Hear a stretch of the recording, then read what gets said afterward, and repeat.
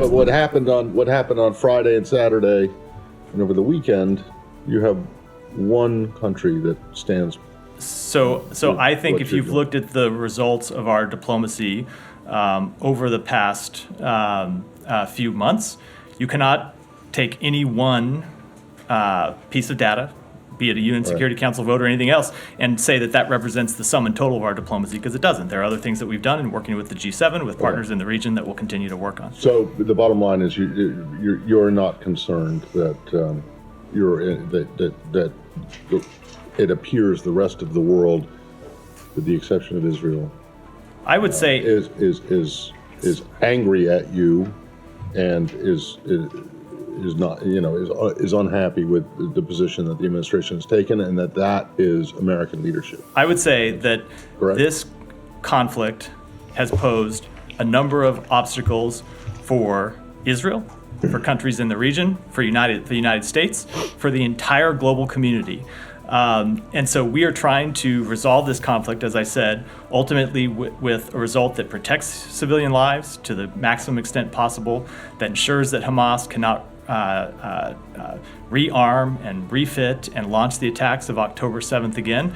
We're trying to work on how to achieve a lasting, secure peace for the Palestinian people and the Israeli people, and the establishment of an independent Palestinian state. And we are engaged every day, from the president and the secretary on down.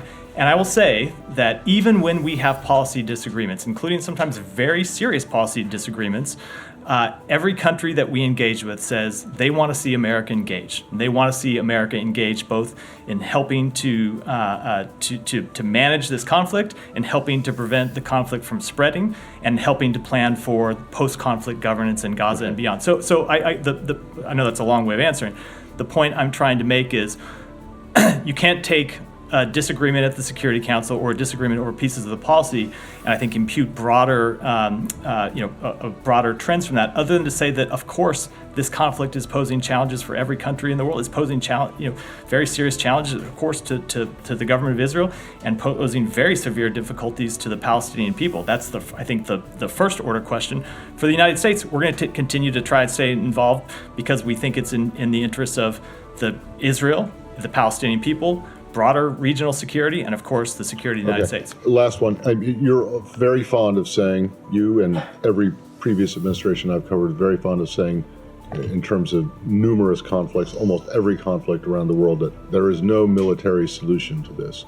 And yet your actions over the course of the last 5 days suggest that you think that there is, or that the only solution to this conflict is military. Is that an accurate reading? No, I don't think that's an accurate, because I don't. So you don't think there's a military solution? No, let me answer it this way. I don't think it's an accurate reading, because I think there would be other conflicts where we say there are potential military solutions. We think the Ukrainian military repelling Russian forces from their borders would be a military solution to that conflict. Well, no, but you've always talked about diplomacy at the end. Of course, and there will have to be diplomacy at the end, but then as an immediate... Diplomacy at the end with Hamas, between Israel and Hamas? No, I was talking about the first conflict. With respect to this conflict, we think there can be a military solution to taking out the leadership of Hamas that planned and carried out the attacks of October 7th, in taking out the militants who crossed into Israel and carried out those attacks.